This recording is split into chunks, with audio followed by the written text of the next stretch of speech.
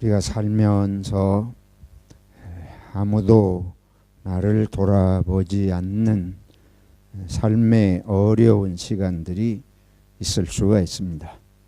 그것이 하루나 한 달이나 1년이 아니고 10년이 넘는 세월이 지속이 되고, 그리고도 여전히 문제가 해결이 안 된다 그러면 우리가 어떠한 상황에 빠져들겠는지, 우리가 그런 직접 경험을 해보지 않고는 상상하기가 어렵겠습니다. 오늘 본문에 보면 그러한 한 여인이 예수님을 만나는 장면입니다. 예수님께서 많은 사람들과 길을 가고 계셨습니다. 한 여인이 그 무리 중에 섞여서 예수님 가까이 다가갑니다. 이 여인이 예수님의 옷자락을 만졌습니다. 예수님 뒤에서 아무도 눈치채지 못하게 살며시 다가가서 옷자락에 손을 댑니다. 이 여인이 이렇게 하는 까닭은 자기가 앓고 있는 병이 남에게 드러낼 수 없는 병이고, 그 병을 앓은 지가 12년이고 여러 의사를 만나고 갖은 방법을 써보았지만 여전히 병이 낫지를 않은 상황에서 예수님에 대한 소문을 들었습니다. 예수님께서 병든 자들을 고쳐주시고 귀신을 내어 쫓아주시고 가난한 자들을 만나셔서 힘을 주시는 예수님 소문을 듣고, 이분이 내 인생의 마지막 소망을, 희망을 걸 뿐이다 생각을 하고 예수님 곁에 다가갔습니다. 그래서 오늘 본문을 보면 예수님의 옷자락만 만져도 나으리라 생각을 하고 예수님의 옷자락을 만진 것이에요. 왜 하필 옷자락만 만져도 낫겠다는 생각을 했겠는가? 이 여인이 앓고 있는 병은 혈루증이라는 병입니다. 이것은 단순히 여성이 하혈하는 그런 증상입니다. 이거는 혈우병이라는 병인데 그거하고는 다른 것이에요. 혈우병은 이 혈액에 응고시키는 작용을 하는 아주 희한한 요소가 우리 피에 있어요. 제가 이 부정맥 때문에 고생을 하고 이걸 수술할 때 제가 그걸 알게 됐는데, 사람의 피가 일정한 그런 이 물기가 너무 진해도 안 되고 너무 묽어도 안 돼요. 그 아주 창조의 신비가 그 속에도 있습니다. 피가 너무 진하면 혈관 속을 자유롭게 왔다 갔다 할 수 없잖아요. 또 피가 너무 묽으면 상처가 났을 때에 피가 멈추지를 않습니다. 응고하는 작용이 없게 돼가지고 그냥 피가 계속 나게 되는 위험성이 있어요. 그래서 이 수술하는 이 부정맥 있는 사람들은 와파린이라는 피를 묽게 하는, 보통 사람보다 피를 묽게 하는 약을 먹는데, 아스피린보다 몇 배 강한 그런 걸 보통 먹어요. 그런데 그 약을 먹으면 이제 피가 일반 피보다 항상 묽어지니까 그 상태에서 수술을 하면 어떻게 되겠어요? 피가 멈추지 않으니까 아주 위험해요. 그래서 적어도 일주일 이전에 아스피린이나 그런 와파린 같은 걸 다 끊어야 됩니다. 수술할 때. 그만큼 이 피라고 하는 게 아주 신비한 거예요. 근데 이 혈우병이라는 것은 피를 응고시키는 요소가 아예 유전적으로 선천적으로 없는 피를 타고난 것입니다. 근데 이 여인이 앓던 혈루증은 그런 병은 아닙니다. 이 혈루증이라고 하는 것은 단순히 피가 어떤 이유인지는 알 수 없는데 하혈을 하는 것이 쉽게 잘 멈추지를 않아서 이 혈액 부족 현상을 느끼고 하는지 그런 병입니다. 근데 이게 12년을 이렇게 알아요. 그 질병 자체도 물론 고통스럽지만은 유대인들은 어떤 그 유대인들의 사고방식에는 여인이 피를 흘리면 이것은 부정하다. 그리고 이거를 단순히 뭐 위생적이거나 이런 측면에서가 아니에요. 구약시대는 그게 종교적인 신념이었습니다. 그래서 혈루증이 있는 여인이 다른 사람을 만지거나 무슨 물건을 만지거나 손이 닿으면 다 어떻게 돼? 부정하다. 이렇게 보는 거예요. 그러니까 사람들이 그 사람 옆에 가려고 하지를 않게 되잖아요. 유대인들은 그 아주 미신적일 만큼 이 종교적인 관념이 아주 철저한 사람들입니다. 그러니까 이 여인이 왜 예수님 뒤에 몰래 가서 옷자락을 잡으려고 했는지를 우리가 이해할 수가 있습니다. 그걸 제가 말씀드리려고 하는 것이, 이런 삶을 이런 오랜 세월 살아왔으니까 이 여인의 몸도 마음도 어떠겠어요.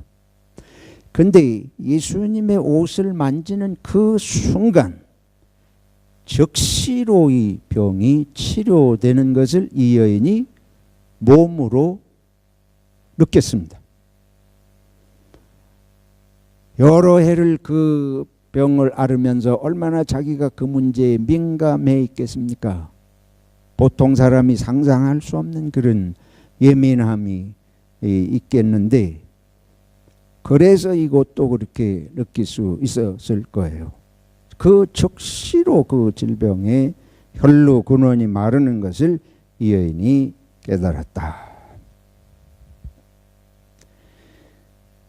예수님은 이 여인의 입장에서는 일생에 돈으로도 고치지 못하고 의원이란 의원을 다 찾아다녀도 해결받지 못하고 이 문제 때문에 몸도 괴롭고 관계도 모든 관계가 문제가 되었을 터이고, 여러분 보세요. 이 여인이 예수님에 대한 소문을 들었어요. 근데 아무도 이 여인을 데리고 예수님에게 왔다는 소리가 없습니다. 중풍병자 고침받는 얘기가 성경에 나옵니다. 근데 그 중풍병자는 친구들이 와서 들것에 메고 예수님에게 데리고 가서 고쳤다, 그렇게 돼 있는데, 이 여인은 아무도 이 여인을 예수님에게 가보자 데리고 뭐 이렇게 해가지고 온 것도 아니에요. 아무도 주위에 없다는 말입니다. 또 누가 그렇게 데리고 가기도 곤란한 거예요. 다 사람들이 부정하다고 생각하기 때문에. 그래서 이 여인이 홀로 예수님 뒤에 가서 옷자락을 만졌다. 이 옷에만 만져도 그게 아까 말씀드린 앞에 나서 가지고 이 병을 어떻게 고쳐달라고 또 못하는 거예요. 무슨 병이냐 묻기라도 하는 날에는 큰일 나잖아요. 그 병명을 자기가 이런 걸 앓고 있다고 얘기하는 날에는 난리가 날 것이 이제 틀림없는 그런 사회입니다. 이 세상에서 우리들이 아무도 돌아보지 아니하고 아무도 해결해 줄 수도 없고 삶에 절박하고 장기적인 버려짐과 고통 속에 있는 여인이 예수 그리스도를 통해서 그 삶의 일대 반전이 역전이 일어나고 있는 것을 오늘 성경이 말씀하고 있습니다. 이것은 우리가 옆에서 보는 사람하고 이 여인이 치료받는 순간에 자기 삶에서 일어난 사건은 의미가 너무도 다를 것입니다. 이 여인은 아마 어떤 때는 자살을 하고 싶은 생각이 있었을지도 모르겠습니다. 아무도 그 마음을 헤아릴 수 없는 고통에서 이 여인이 일순간에 이 문제가 해결이 된 것입니다. 성경에는 삶의 일대 반전이 일어나는 이야기들이 많습니다. 성경은 삶의 전환이 일어나는 사람들의 이야기 옳습니다. 사실은 예수님이 처음 제자들을 부를 때 보세요. 예수님께서 갈릴리 호숫가에 나타나셨어요. 근데 그날 밤 그 갈릴리 호수에 베드로와 그 동네 사람들이 나와서 밤새 물고기를 잡고 있었는데 몇 마리를 잡았다? 한 마리도 잡지 못했다. 새벽에 동이 트고 이제는 더 그물질 해봐야 소용이 없는 그 시간에 그들이 그물을 거두어서 그물을 씻고 있는 순간 빈손으로 이제 집으로 돌아가야 되는 시간에 예수님을 만났어요. 예수님께서 그들 앞에 오셨습니다. 하나님의 말씀을 가르치시고 무슨 말씀을 했는지는 모르지만 연 말씀하시고는 제자들에게 어디에다 그물을 던져라. 깊은 데다 그물을 던져라. 그러니까 우리가 뭐 밤이 맞도록 수고했으되 잡은 것이 없지만은 말씀대로 하오리다. 그래가지고 그물을 던졌더니 거기 고기잡이 온 사람들이 두 배에 가득해서 배가 잠길 정도로 잡혔다. 성경이 그렇게 기록을 하고 있습니다.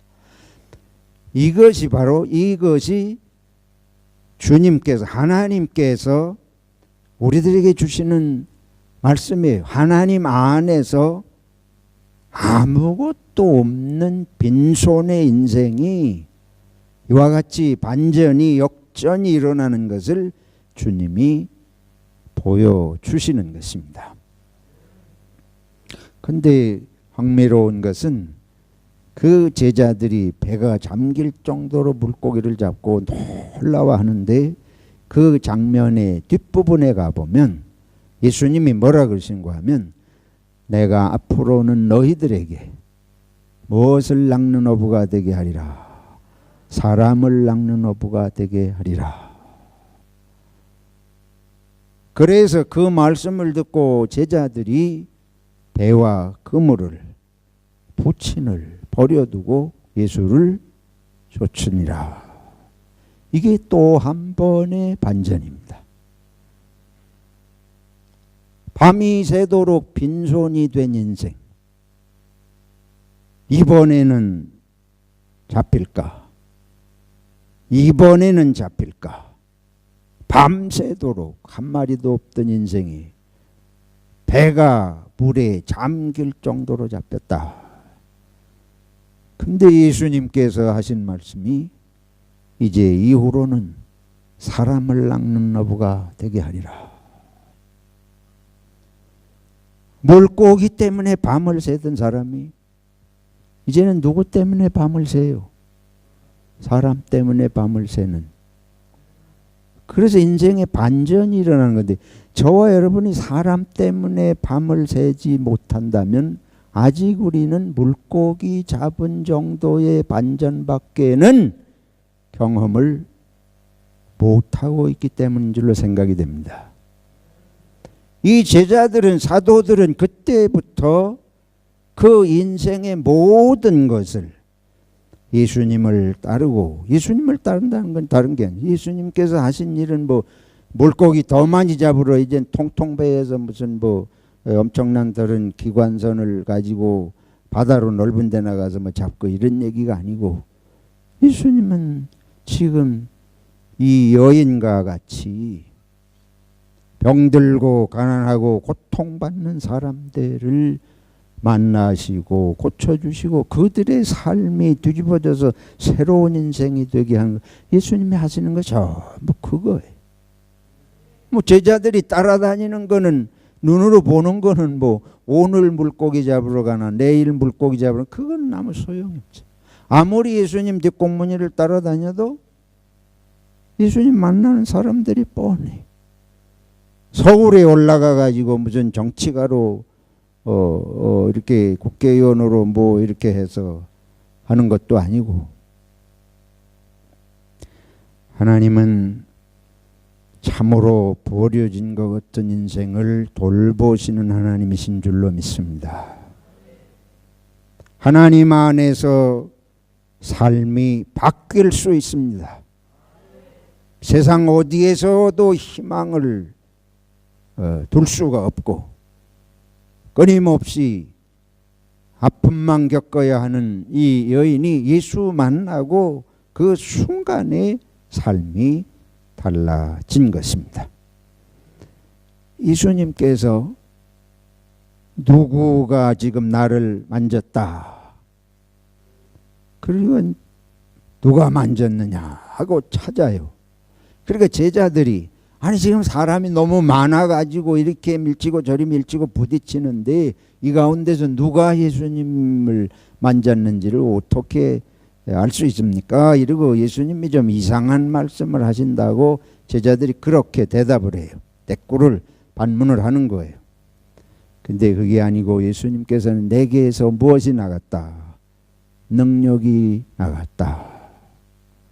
이거는 성서 해석가들이 예수님이 뭘 그 사람을 몰라서 찾는 것이 아니고 이 여인을 온전케 하시기 위한 것인데 다시 말하면 여인은 몸은 그 순간에 나았어요.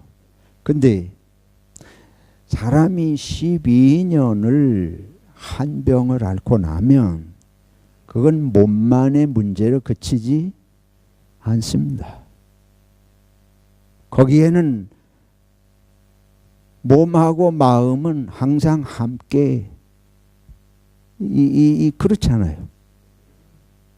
이 여인은 다른 것이 더 필요해. 이 여인은 나는 몸만 고침을 받으면 된다고 생각했을는지도 모르지만 예수님은 그 여인이 생각하는 것보다 더 근원적인 것을 사실은 예수님은 생각하고 계시는 것입니다. 그래서 이 여인을 불러내서 사람들 앞에 창피하잖아요. 우리 같으면 그냥 모른 척 해주시는 게 차라리 나을지 모르겠는데 그게 아니에요. 예수님은 이 여인의 근원적인 것을 은혜를 베푸시기를 원하지. 그래서 이 여인을 굳이 이 여인이 누구인지를 앞으로 내세워서 따라. 예수님이 따라 하고 부르시잖아요.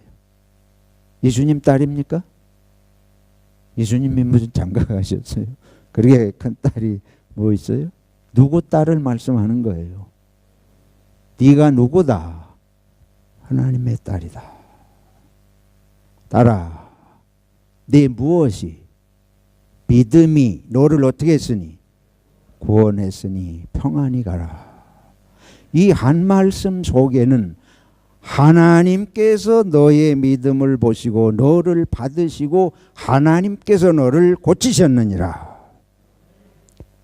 하나님이 우리를 아시고 하나님이 우리를 받으시고 하나님이 우리를 돌보시는 것을 예수님께서는 이 여인에게 확신을 시켜 주신 것입니다. 이 확신이 왜 필요합니까? 이 확신이 필요한 이유가 있어요. 이 여인은 말씀드린 대로 12년을 자기 병을 어디 알리기도 못하는 병이에요. 알리면 다 경계하고 가까이 안 할 그런 미신적이다시피 한 이스라엘 사람들 사회 속에 있기 때문에. 근데 예수님께서 이 여인의 마음 속에 이렇게 되면 사람들이 나를 가까이 안 하는 것 정도가 문제가 아니에요. 누가 나를 버리셨다? 하나님이 버리셨다. 모든 사람은 궁극적으로 일이 안 되고 인생이 안 풀리면 누구를 향해요? 하나님을 향해서 내가 뭘 잘못했길래 내가 이렇게 당해야 됩니까? 내가 뭐 때문에 남 모르는 고통을 혼자 이렇게 겪어야 됩니까? 예수님께서 이 여인의 마음 속에 하나님께서 너를 모르고 있으신 게 아니고 하나님께서 너를 아시고 너를 응답하시고 돌보시고 하나님께서 너를 구원해 주셨느니라. 하나님께 자기가 받아들여진 하나님의 자녀라고 하는 확신을 예수님께서는 주시기 원하셨던 것입니다. 예수님께서 이 여인을 고치시면서 인생에 완전한 반전이 일어났는데 이 여인에게 믿음을 말씀하셨어요. 네 믿음이 너를 구원하였느니라. 우리가 신기해요. 이 여인이 어떻게 끝까지 포기하지 않았을까? 이 여인에게서 보는 아주 놀라운 것은 끝까지 포기하지 않는. 우리가 병이 오래되거나 문제가 오래되면 제일 먼저 우리 마음에 찾아오는 건 원망하는 마음입니다. 원망심. 조금 전에 말씀드린 대로 절망하거나 절망이 오면 반드시 원망하게 되어 있습니다. 누군가를 원망해요. 이거 하면서 의사들 뭐 찾아다니면서 돈을 다 날렸다 그러잖아요. 여기 이 여인이 꽤 좀 재산이 있었던 여인으로 그렇게 보입니다.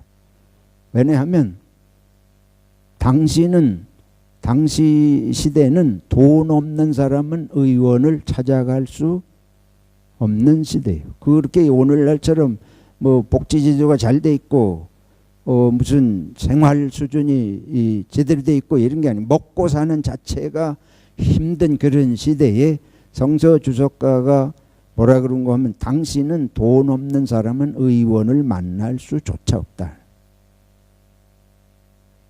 근데 의원은 다 찾아다녔다 그러니까 재산이 좀 있었는데 그것도 다 까먹었다 그래서 이렇게 성경이 기록하고 있잖아요. 그 과정에서 원망하기로 하면 원망할 사람이 얼마나 많겠어요. 그렇잖아요. 이 못된 의사 같은 놈 돈은 다 받아 처먹고 병은 못 고치고 그런 얘기하고도 남죠. 안 그래요? 하나님 원망하게 되고 우리가 여기서 배우게 되는 것은 이 성경이 예수님이 우리들에게 말씀하는 것은 문제 해결이 안 될 때에 그때에 우리들이 낙심하고 절망하고 좌절할 것이 아니고 누구를 찾아야 된다. 하나님을, 예수님을 찾아야 된다. 그거 아주 중요해요. 왜 그러냐? 하나님 찾는 사람만 원망하지 않을 수 있습니다. 하나님 찾지 않으면 지금 말씀드린 대로 우리는 뭐를 입에 달고 살아? 원망을 입에 달고 살 수밖에 없어요. 왜 세상이 내 생각대로 풀리는 게 많아요? 안 풀리는 게 많아요? 하여튼 우리들이 살아가면서 내 마음 같은 사람을 어디서 만나요? 또 내 문제를 다 해결해 줄 사람이 어디 그렇게 있습니까? 그래서 우리들이 하나님을 믿는 믿음이 왜 중요하냐? 하나님을 믿는 믿음이 진실되고 참된 믿음이 있어야 원망을 극복할 수 있습니다. 그래야 포기하지 않으면서 원망을 극복할 수 있는 거예요. 오늘날 믿음이 없기 때문에 얼마나 많은 사람들이 포기합니까? 얼마나 많은 사람들이 절망을 해요. 현실은 절망하지 않을 수 없는 일들이 너무 많아요. 그게 현실이에요. 현실은 우리들을 나를 위해서 사는 사람이 세상에 누가 그렇게 있을 수 있습니까? 전부 자기 살기도 급한데.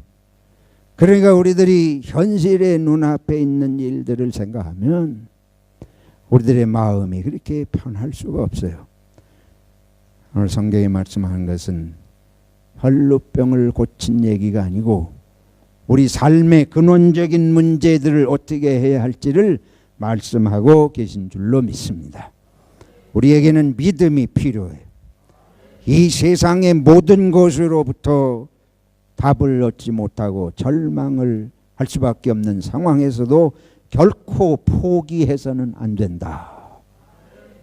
그리고 끝까지 하나님을 믿는 믿음을 가져야 된다는 것입니다. 성경은 포기하지 않는 사람들의 이야기입니다. 아주 끈질길 정도로 포기하지 않는 사람들의 이야기예요. 모세를 보세요. 모세가 하나님의 보내심을 받고 바로 왕 앞에 가서 한 번, 두 번, 세 번, 네 번, 다섯 번, 10번. 우리는 전도하려고 한 번 가는 것도 힘든데 이거는 당시 최강대국의 왕 앞에 이 광야에서 40년의 세월을 보내 80 늙은이가 무슨 힘이 있다고 지팡이 하나를 들고 그 강대국의 왕 앞에를 한 번, 두 번, 세 번, 10번을 가요. 여러분 이게 그냥 얘기입니까? 이게 동화입니까? 모세가 그렇게 할 수 있는 힘이 어디서 나옵니까? 자기가 남다르게 무슨 담이 강해서 그런 게 나오는 것입니까? 하나님을 믿는 믿음 아니면 할 수 없습니다. 이스라엘 백성들이 광야를 통과해요. 여호수아와 갈렙과 12지파장들에게 모세가 가나안 땅을 가서 살피고 오라. 살피고 온 사람들 중에 여호수아와 갈렙만 우리가 어떻게 한다? 간다.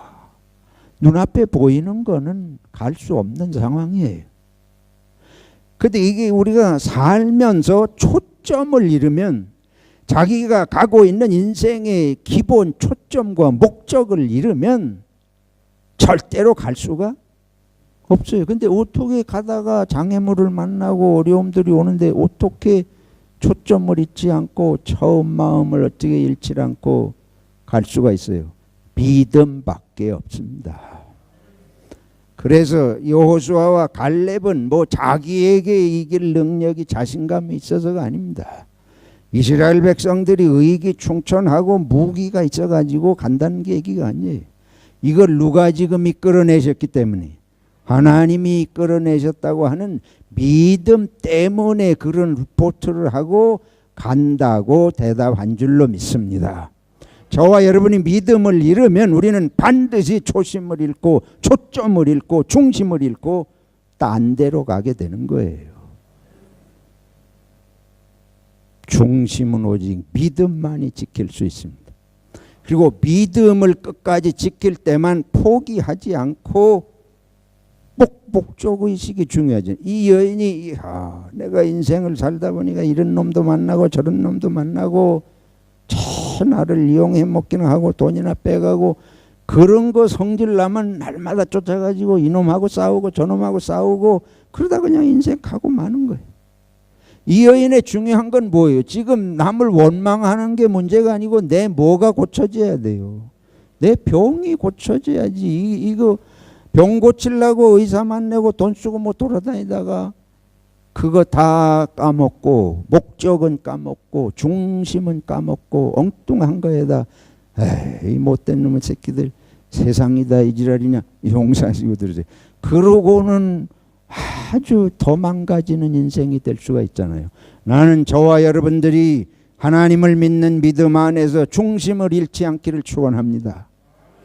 지금 안 된다고 낙심할 일이 아니에요. 하나님께서는 반드시 선한 길로 인도하고 계시는 것입니다. 그래서 이 여인이 믿음을 가졌기 때문에 포기하지 않았다. 예수님은 그걸 말씀하시는 거예요. 와서 내 옷자락을 잡는 그게 바로 너의 믿음이다. 그 믿음이 너를 고쳤다. 그 믿음이 없었으면 예수님께 오지를 않았을 거 아니에요. 가봐야 뻔할 건데. 종착지에 갈 때까지 바울 사도께서 뭐라 그러세요? 내가 달려갈 길을 마치고 무엇을 지켰으니 믿음을 잃지 않으시기를 축원합니다. 믿음은 우리들의 하나님에 대한 믿음이고, 하나님께서 선하게, 하나님께서 열쇠를 쥐고 계시고 하나님께서 해결하실 것을 믿는 믿음입니다. 요셉이 가졌던 믿음이 그것이에요. 노아를 보세요. 노아가 120년 동안 뭘 지었대요? 방주를 지었대. 어떻게 그럴 수 있어요? 어떻게 120년 동안 그걸 지어요? 그거는 노아를 방주 지은 얘기 이전에 하나님을 믿는 믿음을 지킨 것을 말하는 것입니다. 믿음 없이 끝까지 그걸 어떻게 할 수 있어요? 저와 여러분들이 가정생활에서도 믿음이 있어야 할 줄로 믿습니다. 믿음이 있어야 기독교인들이 가정을 지킬 수 있습니다. 우리 예수 믿는 사람이라고 다른 사람하고 가정이 달라요? 예수 믿으면 돈이 더 많고, 예수 믿으면 더 좋은 남편을 만나고, 예수 믿으면 더 좋은 아내를 만나서 우리는 가정을 지키고 행복할 수 있습니까? 우리나 세상이나 여건은 다 비슷비슷합니다. 그 비슷비슷한 여건에서 세상만 보는 눈을 가지고 어떻게 우리가 지킬 수 있어요? 어떻게 우리가 끝까지 갈 수 있습니까? 우리가 세상에 보여야 될 것은, 우리가 노아가 방주를 어떻게 지었냐 무슨 뭐 기술 얘기하는 거 아니잖아요. 노아가 믿음을 지킨 걸 성경은 말씀하고 있습니다. 저와 여러분들이 가정에서도 믿음이에요. 교회 생활도 믿음인 줄로 믿습니다.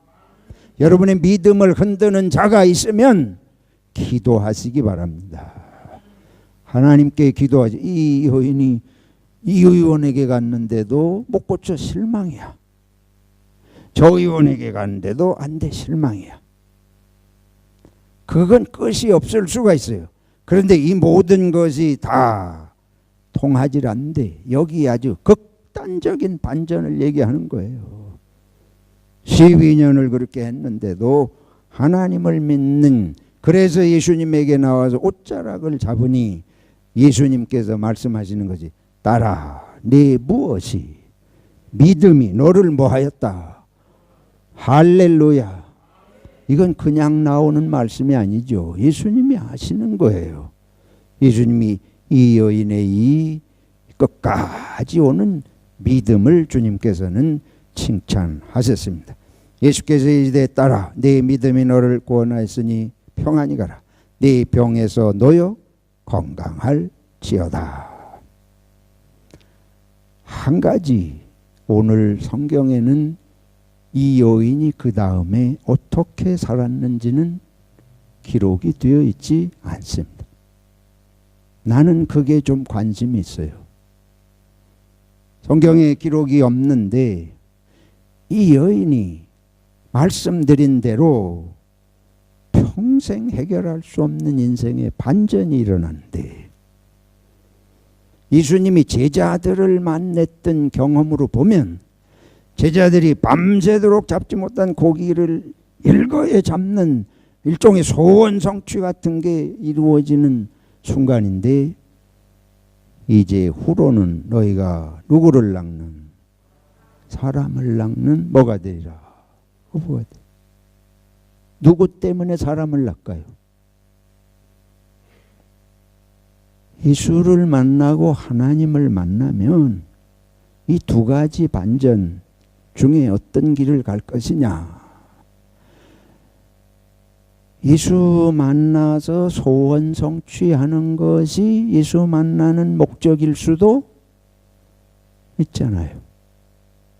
종교 생활의 목적이, 신앙 생활의 목적이 내 인생의 문제 해결이, 소원의 성취예요. 그것도 누구든지 그런 생각할 수 있습니다.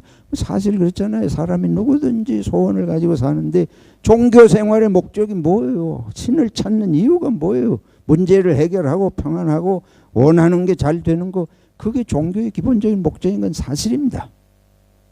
그래서 만약에 내가 신앙생활 했더니 예수를 믿고 종교생활을 하고 기도를 했더니 이런 문제가 해결이 되었더라, 그거 인생의 반전을 경험한 거죠. 그래서 일생 그 예수를 믿고 어려울 때마다 예수를 찾고 어려울 때마다 하나님을 찾고 기도하고 그렇게 할 수 있습니다. 근데 예수님께서 제자들에게 이제후로는 너희가 사람을 낚는 어부가 되리라 그러면서 뭐라 그런가 하면 나를 따르라 그러셨잖아요. 지금 뭐 따라다니던 사람들이 물고기 따라다니던 사람들 물고기 따라다니던 사람들인데 이제는 사람을 따라다니고 누구 때문에 사람 사람 뒷공문이 따라다녀가지고 뭐 거기서 몇 번 빼서 쓰리 해먹고 사람 이용해가지고 사기 쳐먹고 이러려고 그러는 게 아니고 누구를 따르는 것이 냐면 예수님을 따르는 거예요. 예수님을 따르는데 예수님의 말씀을 가지고 사람을 따르는 거죠. 그렇잖아요. 사람 낚는다고 하는 거 사람 따라다녀야 되는 거 아니에요. 근데 이게 인생의 예수님께서 제자들에게 말씀하시는 인생의 중요한 반전이에요. 근데 사실은 이게 예수님 제자들이 살아있을 때는 그거 무슨 소리인지 몰랐습니다. 3년 동안 그게 무슨 소리인지 몰랐어요. 그냥 예수님 따라다닌 거예요. 그런데 사실은 예수님 돌아가시고 다시 부활하시고 승천하신 후에 성령 받은 후에 이들이 정말 예수 따르는 게 뭔지를 비로소 안 거예요. 그리고 예수 따르는 정신으로 이제는 사람들 따라다닌 것이 바로 이 사도들의 삶이었습니다. 이 여인이 거기까지 갔는지는 난 모르겠습니다. 이 여인은 일단은 자기 인생의 소원이 해결이 됐어요. 근데 우리들이 성경을 이제 거기까지만 봐. 그래서 모나미 볼펜 153 모나미 볼펜처럼 세상에서 문제가 해결이 안 되던 것이 예수 믿으니까 문제가 해결이 돼가지고 1박 53마리나 물고기가 잡혔다. 이래서 예수 믿으면 문제가 해결됩니다. 맞습니다. 1차 복음이에요.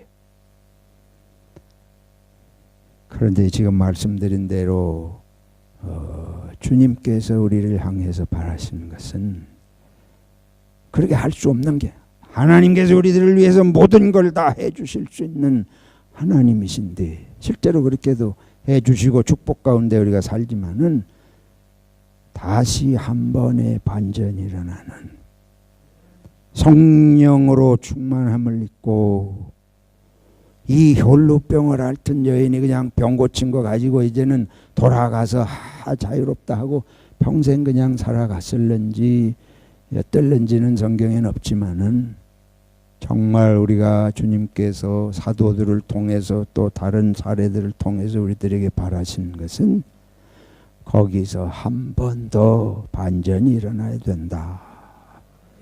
예수의 제자가 되기를 원하시는 줄로 믿습니다. 예수의 정신으로 살기를 원하시는 줄로 믿습니다. 그럼 결론이에요. 예수 정신으로 사는 게 뭐냐? 누구를 낚는 어부가 된다. 그건 무슨 소리예요? 사람 또 꿰차가지고 사기쳐 먹으려고. 사람을 예수 보듯이 하라는 말씀인 줄로 믿습니다. 이 사람이 누구예요? 사람 볼 때마다 이 사람이 누굽니까? 왜 알면서 대답을 하냐? 지금 설교 헛들었어요. 사람은 누구든지 예수님인 줄로 믿습니다. 지금 예수님 그 말씀하는 거예요. 사람 잡으러 다녀가지고 이용해 먹으라는 게 아니고 예수님께서 이 사람들을 구원하러 이 세상에 오셨는데 이제는 너희가 이 사람들을 나 보듯이 하라. 이 사람들을 하나님 보듯이 하라. 그래서 성경에 뭐라 그래요? 이제는 사람에게 하듯 하지 말고 누구에게 하듯 하라. 죽게 하듯 하라. 성경에 분명히 말씀하셨잖아요. 저 여러분이 이게 안 되는 것이 이게 우리의 기도 제목이 옳습니다. 사람을 누구든지 예수님인 줄로 알고 대해야 할 줄로 믿습니다. 그러면 이제 진짜 마음의 혈루증에서 해방된 것입니다. 진짜 해방된 것이에요. 진짜 회복이 된 것입니다. 진실로 치유가 된 것인 줄로 믿습니다. 그러면 그렇게 고백을 하지 않아서 하나님 이제 앞으로 내가 누구를 보든지 예수님 보듯이 고백하겠습니다. 그러면 예수님께서 함께 하실 줄로 믿습니다. 예수님께서 기뻐하셔서 그래서 입으로 자꾸 고백을 해야 돼. 아, 내가 지금까지 저도 그래요. 뭐 사람을 보면 성경에 그러잖아요. 아무도 이제는 육체대로 사람을 보지 아니하고, 그러니까 보는 대로 사람으로 사람을 보는 게 아니고 이 사람을 하나님이 보내셨다. 자, 오늘 소망교회에 처음 오신 분이 있어요. 그러면 아무도 옆에 안 가? 저 사람은 나하고 상관이 없어. 그러면 이 교회 목사, 장로, 권사, 집사는 다 예수 믿는 사람? 이 혈루병만 고치고 다 그냥 지 좋은 대로 살아가는 사람이지, 예수 따라가는 예수의 사람은 아직 그게 뭔지를 깨닫지를 못한 것이지 아니냐, 안 그렇습니까? 우리가 오늘 좀 반성을 해보자고요. 회개를 해보자고요. 예수 안에서 남이 누가 있어요? 예수님이 모든 사람을 위해서 죽으시고 우리들을 먼저 구원하신 것은 이 모든 사람이 다 예수님 안에서 내 형제고 자매인 줄로 믿습니다. 그 눈으로 우리가 이 대답 안 하는 사람들은 뭐, 여러분 대답 안 하면 은혜 역사 안 합니다. 또 졌다고 소리 안 해 하실는지 모르지만 대답을 해야 여러분 속에 역사가 일어나는 것이에요.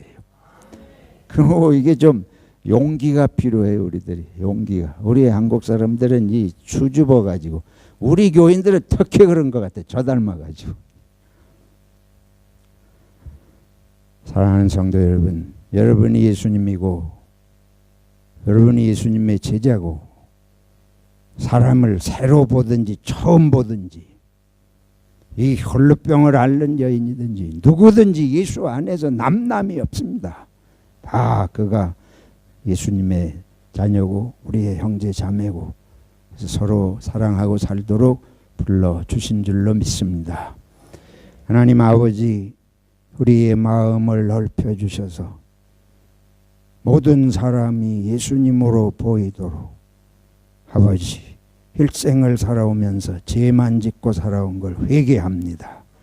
우리 마음에 성령님 오시옵소서. 예수님의 이름으로 기도하옵나이다. 아멘.